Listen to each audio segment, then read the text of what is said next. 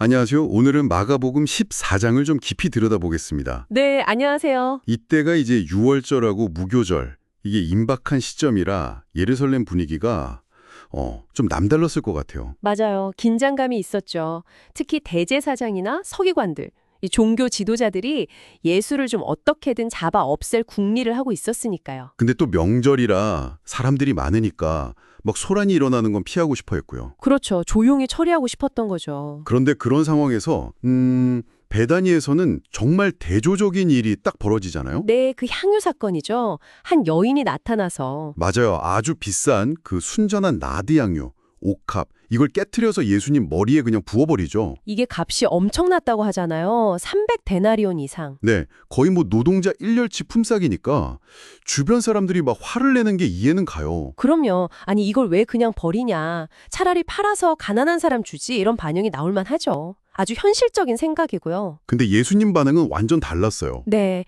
예수님은 그 여인을 딱 변호하시면서 내게 좋은 일을 했다. 이렇게 말씀하시잖아요. 그러면서 이게 당신 장례를 미리 준비한 거다. 이런 의미를 부여하시죠. 맞아요. 여기서 중요한 건 예수님은 그 행동의 어떤 실용적인 가치를 넘어서는 걸 보셨다는 거예요. 영적인 의미, 또 예언적인 성격까지요. 심지어 복음이 전파되는 곳마다 이 여인이 한 일도 기억될 거라고 말씀하셨죠. 네, 마가가 일부러 이 아름다운 헌신 이야기 바로 뒤에 그 가룟 유다의 배신 이야기를 배치한 것 같아요. 그 대비가 정말 극명하죠. 아, 그러네요. 정말 바로 이어지죠. 그 헌신 직후에 제자 중 하나인 유다가 대제사장들한테 가서 예수님을 넘겨주겠다고 거래를 하잖아요. 네, 돈을 약속받고 이제 기회를 엿보는 거죠.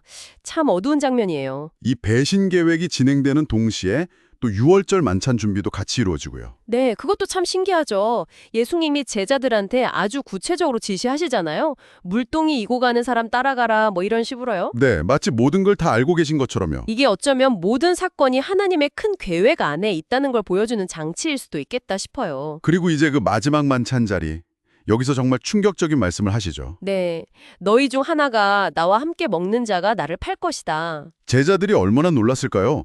다들 막 설마 전 아니죠? 이렇게 물어보는데 그 모습이 참 인간적이에요. 그쵸, 예수님은 근데 딱 누구라고 지목은 안 하시고요. 이 긴장감 속에서 또 중요한 예식이 제정되죠.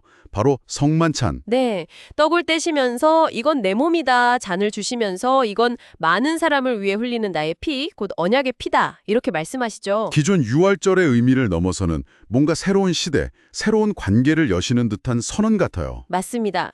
그리고 하나님 나라에서 새 포도주를 마실 때까지 다시는 안 마시겠다. 이 말씀은 또 미래에 대한 소망을 담고 있는 거고요. 만찬 후에 이제 감람산으로 가시는데 거기서 또 예언을 하세요.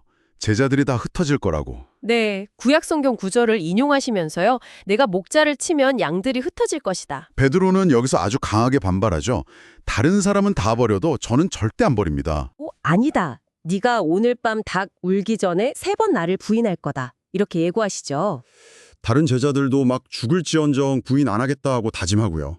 그리고 이어지는 겟세마네 동산에서의 기도는 정말 마가복음 14장의 클라이맥스 중 하나라고 할 수 있을 것 같아요. 내 마음이 너무 괴로워서 죽을 지경이다. 예수님의 이런 솔직한 토로에서 그 고뇌가 정말 깊이 느껴져요. 네, 아빠 아버지 할 수만 있다면 이 잔을 내게서 옮겨주십시오. 하지만 내 뜻대로 마시고 아버지 뜻대로 하십시오. 이 기도. 그런데 그 처절한 기도와는 너무 대조적으로 제자들은 어떻게 하고 있었죠? 잠들어 버렸죠. 피곤해서.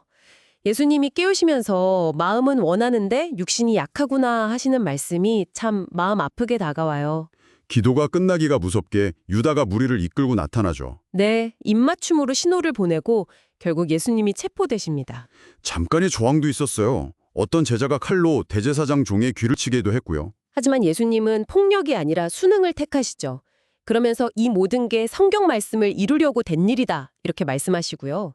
결국 제자들은 다 도망가 버리죠.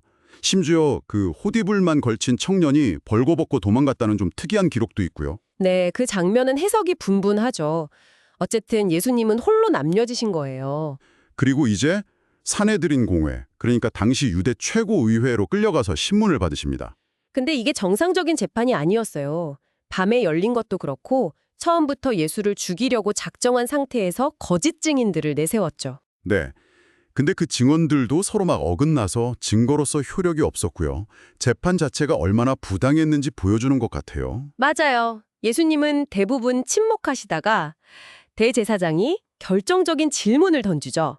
네가 찬송받을 이의 아들 그리스도냐? 그때 예수님이 처음으로 분명하게 대답하시죠. 내가 그니라. 그러면서 인자가 권능의 보좌 우편에 앉는 것과 하늘 구름을 타고 오는 것을 보게 될 거라고 선포하십니다. 이 대답이 결국 빌미가 된 거죠. 대제사장이 옷을 찢으면서 신성 모독이다 외치고 그 자리에서 사형이 선고됩니다. 그 후에는 온갖 조롱과 폭행을 당하시고요. 참 비참한 장면이죠. 근데 바로 그 시각에 그 뜰 아래에서는 또 다른 드라마가 펼쳐지고 있었어요. 아, 베드로. 네, 예수님의 예언 그대로 베드로가 3번이나 예수님을 모른다고 부인하고 있었던 거죠. 처음엔 그냥 슬쩍 피하다가 나중에는 막 저주하고 맹세까지 하면서 부인하잖아요. 그러다가 2번째 닭울음 소리를 딱 듣는 순간 예수님 말씀에 기억난 거죠. 네, 그제야 자기가 무슨 짓을 했는지 깨닫고는 무너져서 통곡합니다. 마가복음 14장, 정말 짧은 시간 안에 엄청난 사건들이 휘몰아치네요. 극단적인 헌신과 배신, 새 언약 선포와 인간적인 실패, 또 신적인 사명과 그 고뇌까지. 네, 이름 없는 여인의 그 값진 헌신과 유다의 배신, 잠들어버린 제자들, 그리고 베드로의 부인까지 이 모든 모습들이 예수님을 따른다는 게 과연 무엇인지, 우리 자신은 어떤 모습인지 깊이 생각하게 만드는 것 같아요. 정말 그렇습니다. 마지막으로 청취자분들께 질문 하나 던지면서 마무리할까 합니다. 베드로는 정말 격렬하게 예수를 부인했지만 닭울음 소리 한 번에 즉각적으로 또 아주 깊은 후회를 하고 통곡했잖아요. 이 갑작스러우면서도 처절한 회개의 모습, 이게 우리 안에 있는 연약함, 그리고 그럼에도 불구하고 우리가 다시 변화하고 회복될 수 있는 가능성에 대해서 좀 생각할 거리를 주는 것 같습니다. 여러분은 어떻게 생각하시나요?